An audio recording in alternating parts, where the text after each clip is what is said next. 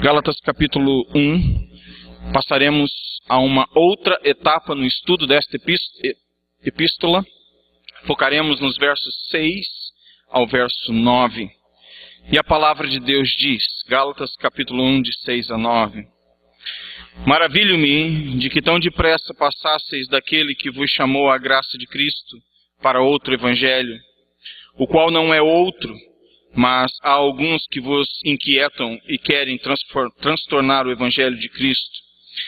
Mas ainda que nós mesmos, ou um anjo do céu vos anuncie outro evangelho, além do que já vos tenho anunciado, seja anátema. Assim, como já vô-lo dissemos, agora de novo também vô-lo digo, se alguém vos anunciar outro evangelho, além do que já recebestes, seja anátema.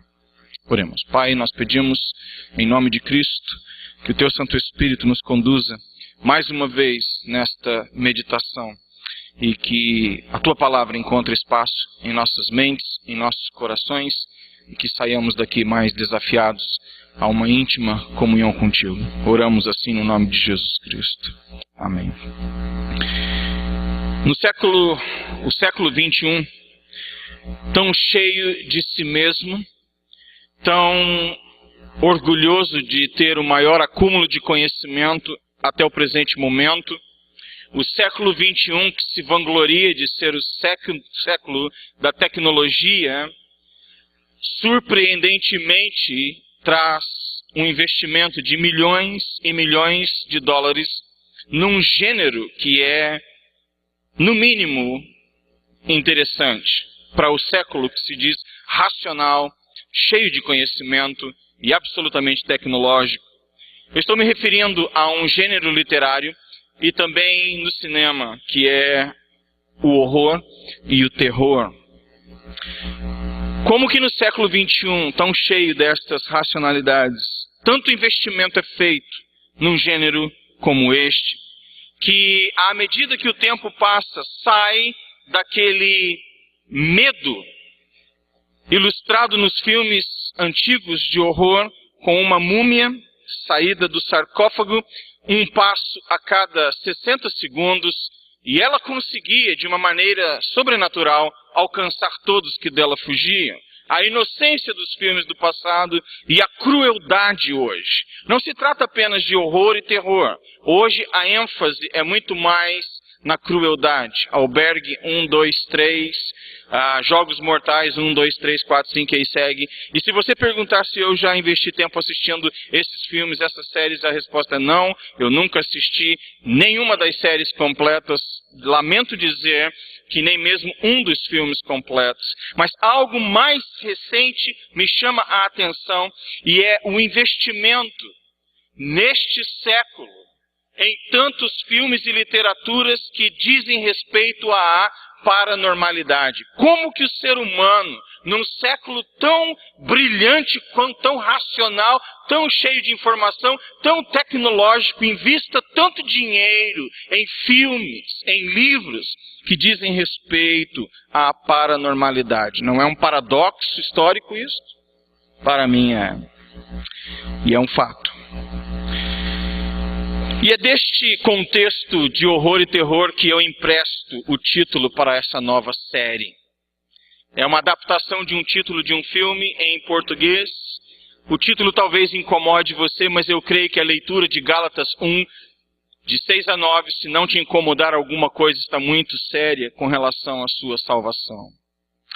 O título improvisado é Não se deixe arrastar para o inferno, parte 1. E eu quero antecipar que existem 4 partes nesse estudo. Gálatas capítulo 1, verso 6, depois o 7, o 8 e o 9. Não se deixe arrastar para o inferno. Hoje, parte 1. Gálatas capítulo 1, verso 6. Maravilho-me de que tão depressa passasseis daquele que vos chamou à graça de Cristo para outro evangelho. E o processo de ser arrastado para o inferno tem um começo, um meio e um fim. É verdade que não existe algo instantâneo nisso. Ainda que nos surpreendamos, como o apóstolo Paulo, com a rapidez com a qual as coisas estavam acontecendo neste sentido, ainda assim existe um processo. Ele pode ser rápido, mas é um processo que tem começo, meio e fim. E estudando a palavra aqui no original, é interessante que a surpresa de Paulo não se dá pela pressa da deserção, mas a convicção com a qual esses cristãos da Galácia estavam deixando o evangelho bendito de Cristo e rapidamente, com convicção, fugindo para um que não era evangelho, que na verdade várias vezes aqui é descrito como anátema. E anátema é uma outra palavra para maldição. Eles estavam desertando da bênção em Cristo para a maldição, longe de Cristo. O apóstolo Paulo fala, é impressionante quão depressa vocês saíram de um estágio e estão indo para um outro estágio. Mas deixe-me dizer que a surpresa está na convicção da mudança para aquilo que é maldito, não somente a rapidez com a qual eles saíam de um estágio e iam para outro. Esse processo, quero enfatizar, tem um começo. Ninguém é arrastado e termina no inferno rapidamente, instantaneamente. Ele tem um processo. Existe um começo, existe um meio e existe um fim. Dr. Martin Lloyd-Jones disse um dia que Deus é responsável pela salvação de todos aqueles que creem, mas em nada culpado pela perdição de quem quer que seja. Em outras palavras, observe como você está em relação ao Cristo ressurreto e observe se alguém ou alguma força está lentamente, mas certamente estabelecendo o processo gradativo de se afastar ou de nos afastarmos do Senhor. Existem aspectos gerais que eu gostaria de pontuar aqui, que contribuem para este afastamento gradativo. O afastamento gradativo, porém certo, de uma pessoa que sai da bênção de Cristo para a maldição longe de Cristo. Em primeiro lugar, eu quero deixar isto contigo. O problema da familiaridade. As pessoas se tornam por demais familiarizadas com o Evangelho. O Evangelho que um dia foi boas novas, agora é algo de rotina. E aqui o segundo aspecto que eu quero deixar contigo, além da familiaridade, rotina. As pessoas entram numa rotina religiosa e deixam de entender que o cristianismo não é um sistema religioso, é um relacionamento com Cristo. Então, familiaridade, rotina. A necessidade humana, e mais do que nunca neste século, por novidades. Eu não consigo ficar enraizado por muito tempo em alguma coisa. Nós falamos da geração Y. Aqueles que não conseguem ficar no emprego por mais de 3 anos. Eles precisam mudar de emprego. A geração X, as gerações passadas que ficavam uma vida inteira profissional na mesma empresa, 30, 40 anos de mesma profissão. Essa geração já passou. Fala-se na geração Y, aqueles que não têm raízes, aqueles que não conseguem ficar em algum lugar, em alguma coisa, por mais de 2 ou 3 anos. Isso é um fenômeno da sociologia, não é nada de religioso. Estamos falando apenas aquilo que os estudiosos estão afirmando já há algum tempo. A necessidade por novidade. Mas a Bíblia, 2000 anos atrás, Paulo diz, os homens estarão sempre querendo aprender coisas novas e, de fato, nunca obtendo sabedoria. Uma outra questão que nos faz gradativamente afastar do Evangelho, da bênção, rumo à maldição, são as decepções. Senhoras e senhores, quantos aqui não estão gradativamente se afastando da cruz de Cristo por causa de alguma decepção. A decepção com alguém na igreja, a decepção em família, a decepção fora da igreja, decepções com as nossas próprias opções de vida, decepcionados conosco mesmos. As decepções também fazem com que o ser humano gradativamente, mas certamente, se afaste do evangelho da bênção. As pressões. E o que dizer, irmãos, do pecado? Quão seriamente o pecado abala o processo de estarmos firmes em Cristo e gradativamente nos afasta do Senhor. Capítulo 1, verso 6. Maravilho-me de que tão depressa passasseis daquele que vos chamou a graça de Cristo para outro evangelho. E esse termo passar aqui tem a ideia militar de deserção. Eu não estou inventando isso, os estudiosos falam. A mudança de uma filosofia de vida para outra, de uma religião para outra, mas muito especificamente usado no sentido de deserção militar. Eu não sei como estão as punições hoje para um desertor. Na minha época era ainda severo. Na época dos meus pais, um desertor era tratado com ainda maior severidade. Eu não sei como as coisas estão hoje, todavia é um termo extraído do contexto militar. Eles estavam depressa abandonando o exército de Cristo, a bênção de Cristo, o evangelho de Cristo, rumo a algo que era essencialmente e fatalmente maldito. E é surpreendente ver como aos poucos, em poucos versículos, o apóstolo, ele coloca tantas doutrinas. Nós vimos dos versos 1 ao verso 5, como mencionado anteriormente, a doutrina da ressurreição, encarnação, redenção, salvação, comunhão dos santos, bem agora como a doutrina, e uma nova doutrina dos versos 6 ao verso 9, uma doutrina difícil de ser analisada, porém verdadeira, a doutrina da apostasia. Em si mesma, esta é uma manifestação da genialidade do escritor, como que em poucos versos ele é capaz de colocar tanto conteúdo, como que um texto tão econômico pode ser ao mesmo tempo tão generoso em falar de tantas coisas de uma maneira tão precisa e ao mesmo tempo tão abundante. Somente a inspiração do Espírito Santo para justificar uma obra tão fascinante como esta. E assim é a palavra de Deus. E agora, a título de introdução, eu quero mencionar apenas dois aspectos da apostasia espiritual. O processo de gradativamente nos afastarmos de Deus. Em primeiro lugar, uma deserção, uma apostasia temporária. E você encontrará isso no capítulo 51, quando Davi confessa o seu pecado. Quando ele pede, Senhor, cria em mim um espírito estável, para que eu não mais oscile da maneira como tenho oscilado, e de ti não mais me afaste como me afastei. Davi, no Salmo 51, é uma pessoa que expressa em sua oração a realidade de uma deserção temporária.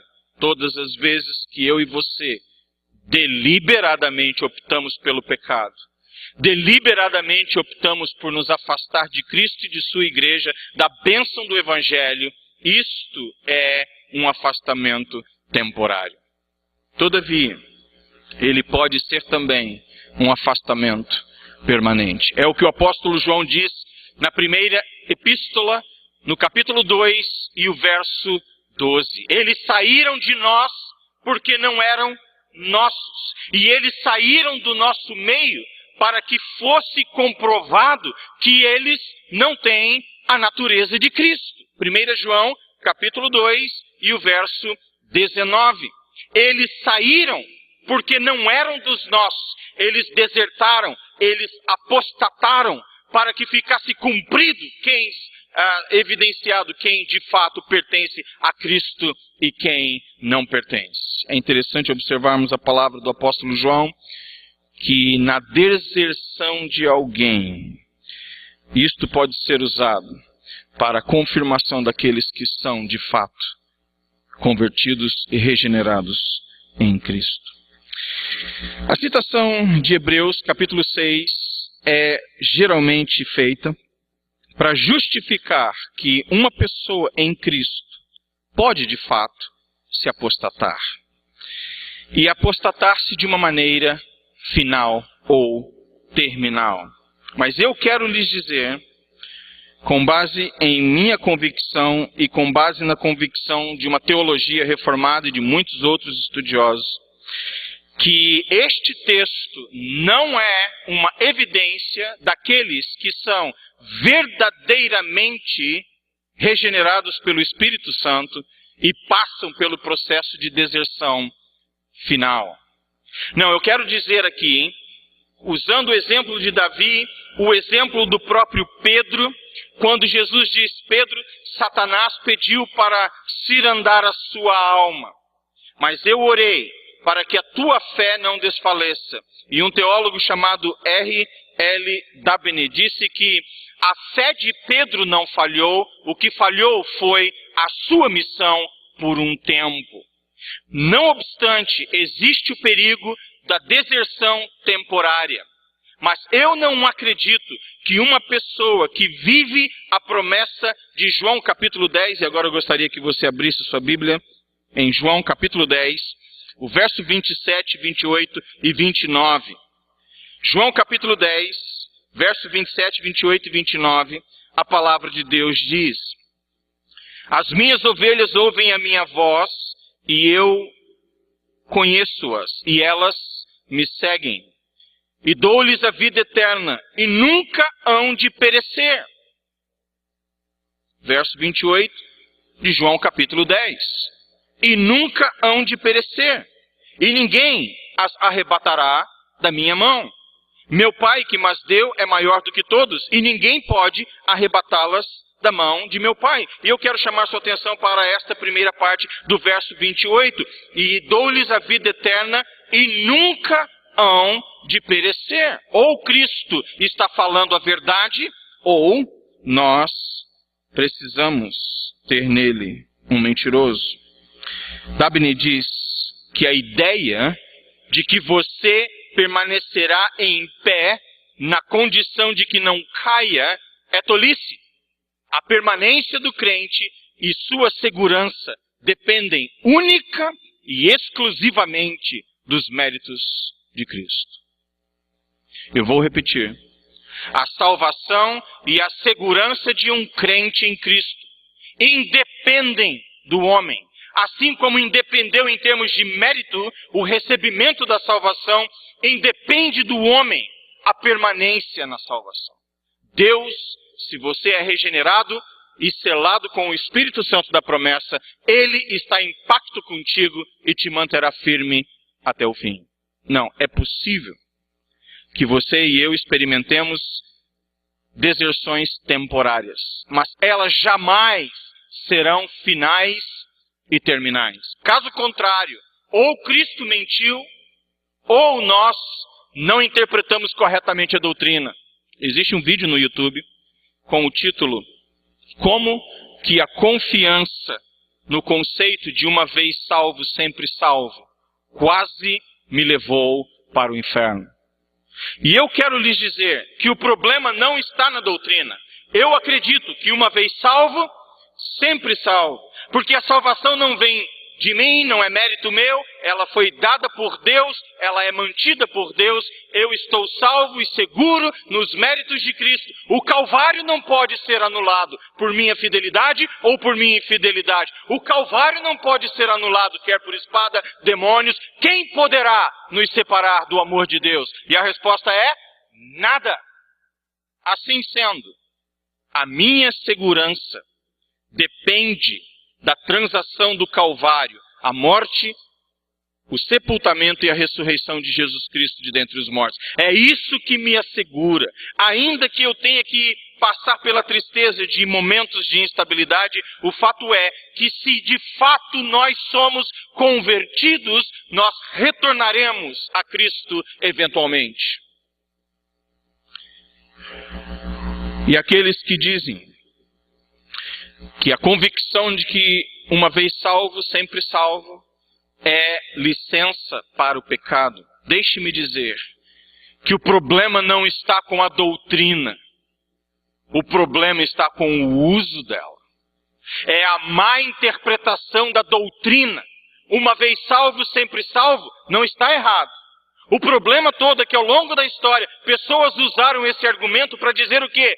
Porque eu estou com o passaporte carimbado para a eternidade, eu posso viver do jeito que eu bem entender, no pecado, na lascívia, diante de Deus, diante dos homens, blasfemando da santidade de Deus, não em palavras, mas em comportamento. E isso, senhoras e senhores, é incoerente, é incompatível.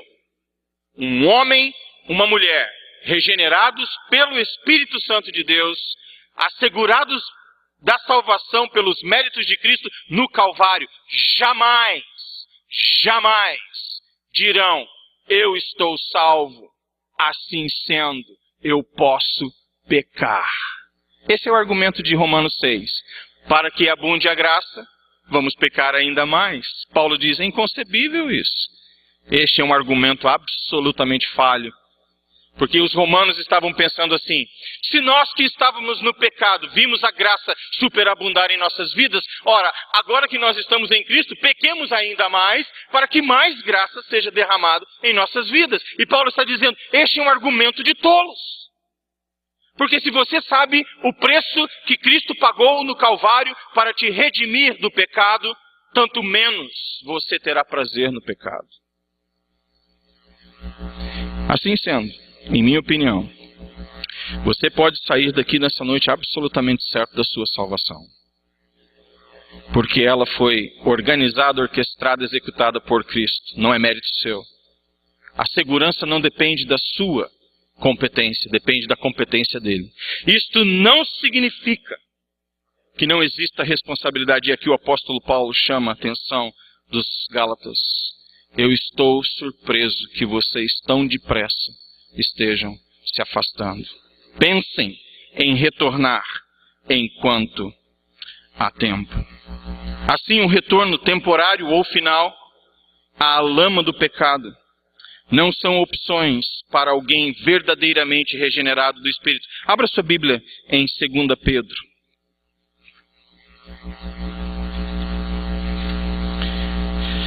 Só para enfatizarmos o ponto de que uma pessoa em Cristo não terá jamais o prazer no pecado. Jamais dirá, eu sou salvo, então eu quero sair hoje nas ruas e cometer o pecado deliberadamente para que eu receba mais amor de Deus, mais graça. Isso é tolice.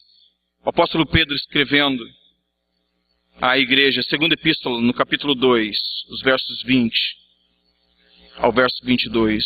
Porquanto, se, depois de terem escapado das corrupções do mundo pelo conhecimento do Senhor e Salvador Jesus Cristo, forem outra vez envolvidos nelas o quê? Nas corrupções, e vencidos por elas, tornou-se-lhes o último estado pior do que o primeiro, porque melhor lhes fora não conhecerem o caminho da justiça do que, conhecendo-o, desviarem-se do santo mandamento que lhes fora dado. Deste modo, sobreveio-lhes o que por meio do verdadeiro provérbio se diz, o cão voltou ao seu próprio vômito e a porca lavada ao espojadouro da lama.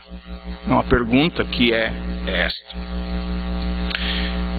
Eu e você nessa noite voltaremos ao vômito? Essa é a pergunta. E se a resposta é não, Flávio, eu pertenço a Cristo e fui lavado no sangue de Cristo. Eu voltei ao vômito, mas só por um tempo, eu me arrependi como Davi. Volte para Cristo. Aquele que está em Cristo jamais desejará voltar para o vômito e ficar nele para sempre. Você foi lavado, você não pode voltar para a lama. Se você está em Cristo, esse foi um acidente de percurso. Confesse o seu pecado e volte para Cristo. Aquele que está em Cristo não tem prazer nessa deserção. Lamenta a deserção. Chora por ela. Fica triste por perceber que se afastou e machucou o coração de Cristo. Há arrependimento, há constrangimento de alma. E esta é uma evidência para aqueles que porventura se distanciaram, mas são de Cristo. Existe esperança porque eles possuem um coração quebrantado como o de Davi, capaz de reconhecer que se afastaram, confessam os seus pecados e para Cristo retornam. Primeira Epístola de João. Para que não incorramos num outro extremo de dizer que aqueles que estão em Cristo nunca mais pecarão. Primeira Epístola de João, no capítulo 1, os versos 8 ao verso 10. Se dissermos que não temos pecado, enganamo-nos a nós mesmos e não há verdade em nós. Se confessarmos os nossos pecados, Ele é fiel e justo para nos perdoar os pecados e nos purificar de toda injustiça. Se dissermos que não pecamos, fazemo-lo mentiroso e a sua verdade e a sua palavra não está em nós. Meus filhinhos, estas coisas vos escrevo para que não pequeis, e se alguém pecar, temos um advogado para com o Pai, Jesus Cristo justo. Ele é a propiciação pelos nossos pecados, e não somente pelos nossos, mas também pelo de todo mundo. Aquele que se afastou por um tempo, há de se arrepender. E meu apelo a você nessa noite é este, que se você é de Cristo e está lentamente, mas certamente se afastando do Evangelho de Cristo, abençoado e abençoador, para aquilo que é anátema, para aquilo que é maldito, eu quero suplicar, eu quero pedir, eu quero implorar que você repense a sua situação, confesse o seu pecado, se arrependa dele e volte para Cristo ainda hoje. Flávio, mas eu sou de Cristo, me apostatei e nunca mais desejo voltar. Deixe-me dizer que de Cristo, com esse pensamento, você nunca foi. Se uma pessoa tem essa atitude, eu posso dizer com base na palavra de Deus, ela nunca foi de Cristo. Uma pessoa que bate no peito e diz, eu fui de Cristo, já ganhei a camiseta, não preciso voltar, não preciso me arrepender, minhas passagens estão garantidas, não importa o que eu viva, esta pessoa nunca foi de Cristo. É necessário que voltemos.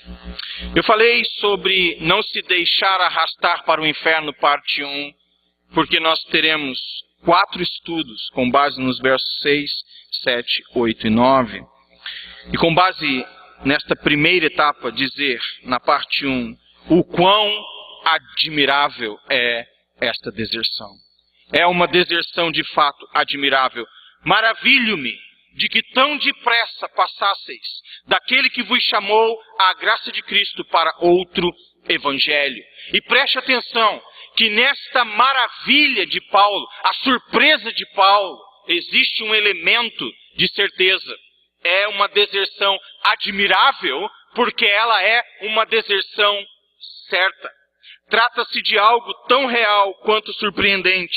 Daí o porquê da admiração apostólica em relação ao processo, que não tem como característica principal a rapidez, mas a capacidade de se deixar atrair por outra proposta. E este elemento de certeza deveria fazer com que pensássemos sobriamente sobre o perigo de nos afastarmos de Cristo. Paulo escreveu para as igrejas, eu me coloco entre aqueles que precisam desta exortação, dessa advertência. Cuidado, é fácil se afastar. Ele vem lentamente, sorrateiramente, mas é possível que nos afastemos. Abra sua Bíblia em Jeremias, no capítulo 1.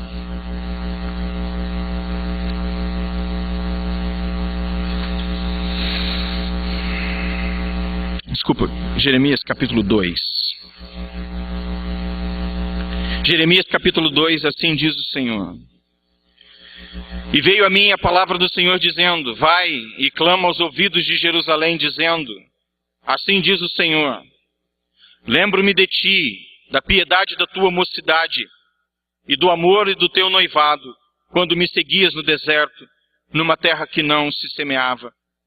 Então Israel era santidade para o Senhor e as primícias da sua novidade. Todos os que o devoravam eram tidos por culpados. O mal vinha sobre eles, diz o Senhor. Ouvi a palavra do Senhor, ó casa de Jacó, e todas as famílias da casa de Israel. Assim diz o Senhor, preste atenção. Assim diz o Senhor, que injustiça acharam vossos pais em mim, para se afastarem de mim, indo após a vaidade e tornando-se levianos. E não disseram, onde está o Senhor que nos fez subir da terra do Egito, que nos guiou através do deserto por uma terra árida e de covas, por uma terra de sequidão e sombra da morte, por uma terra pela qual ninguém transitava e na qual não morava homem algum?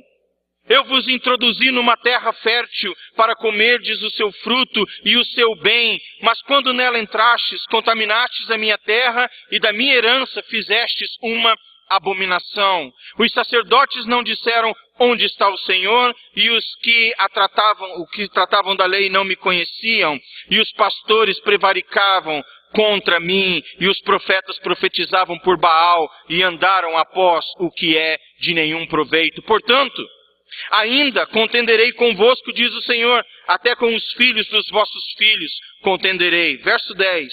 Pois passai as ilhas de Quitim. Preste atenção no que Deus fala através de Jeremias.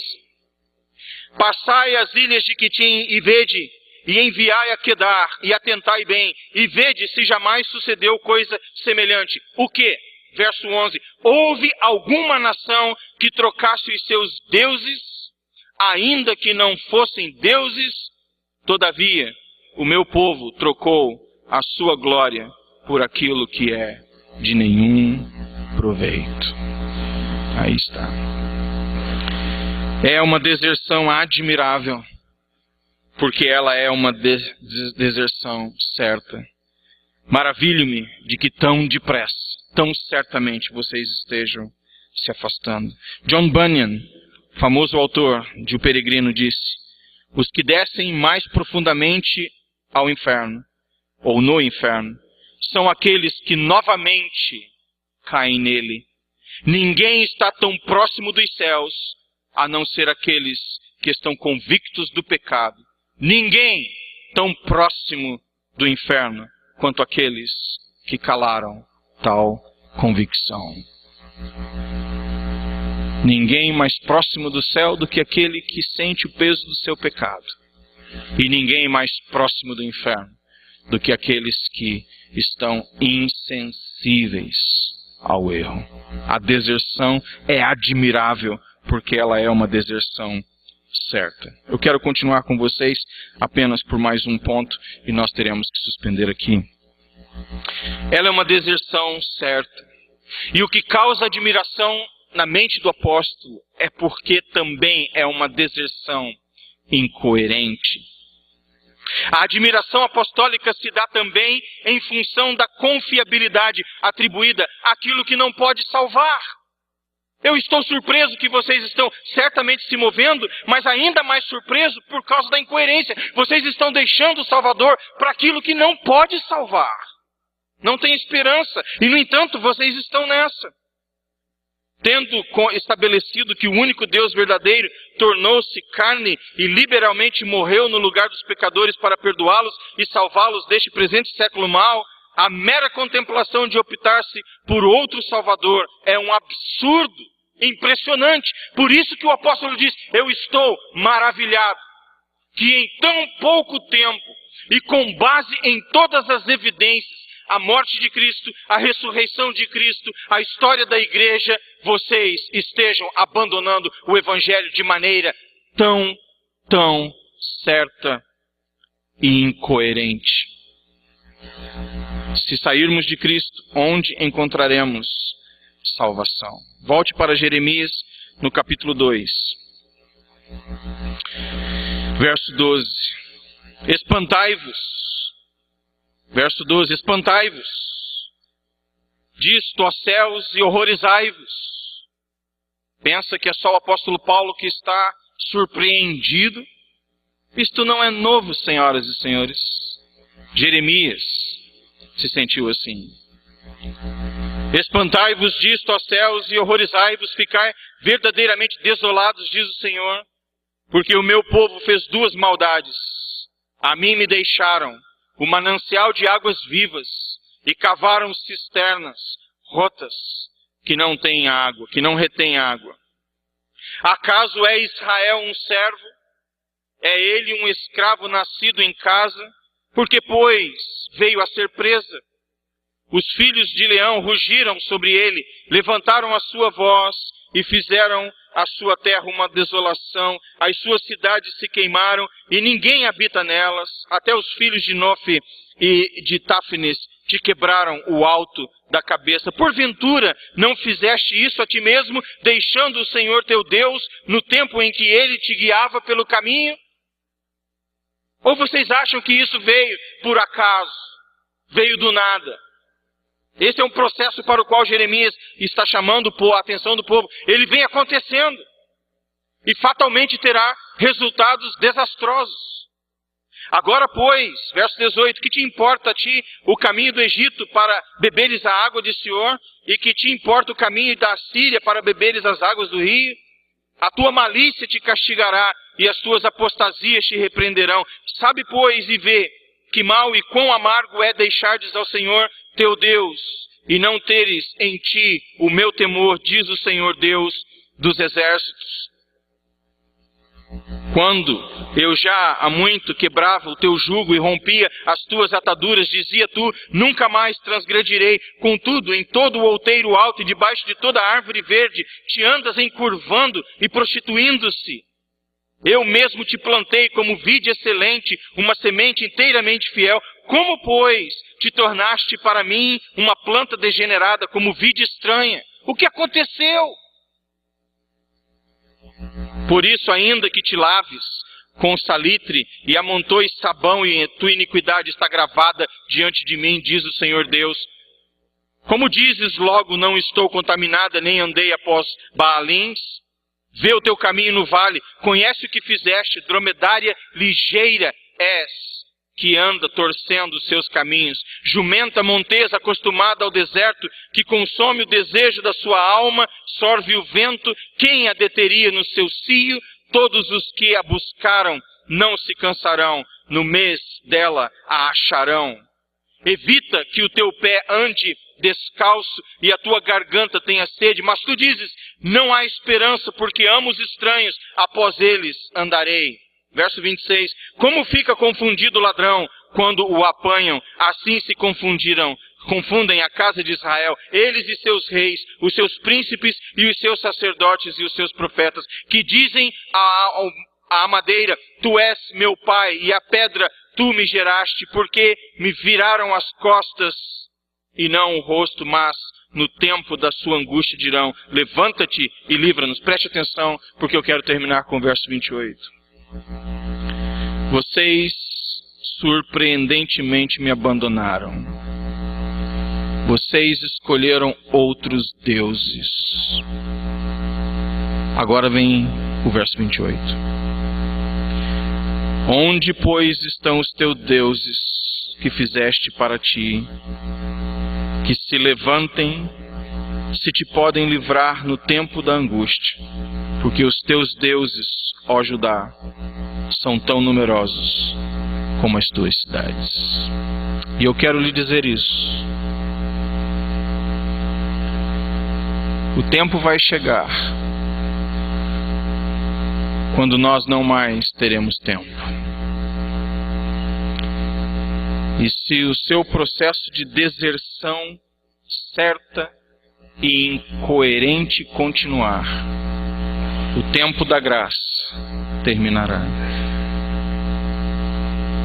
E a minha oração é que nós possamos encontrar em Cristo a única constante resposta para o drama da nossa perdição. Sem Cristo não há outra salvação. Nunca houve e nunca haverá. Se você está em processo de afastamento, se arrependa hoje. Volte para Cristo.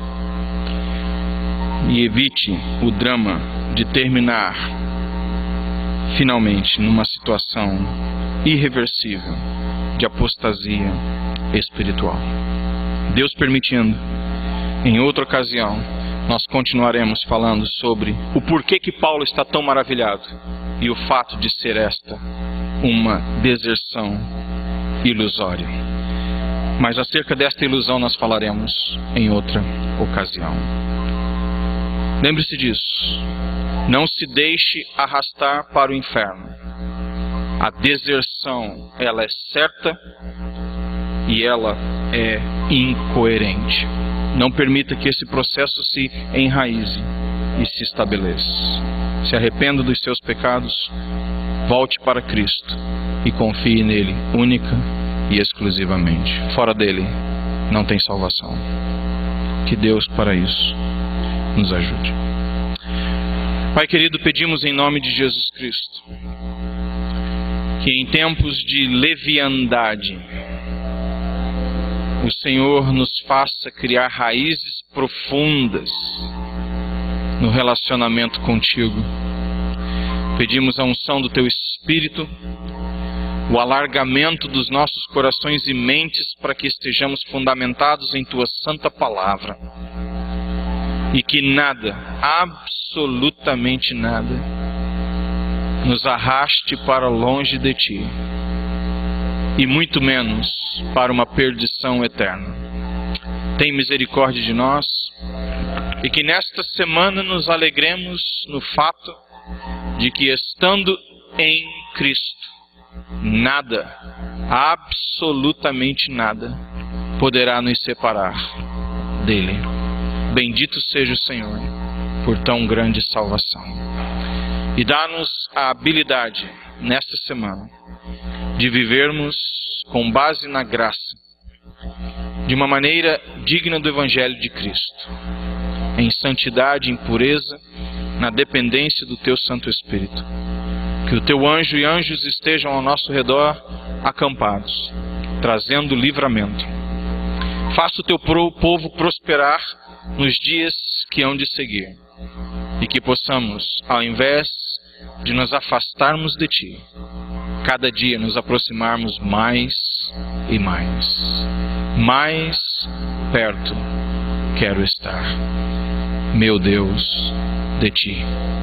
Em nome de Jesus nós oramos. Amém.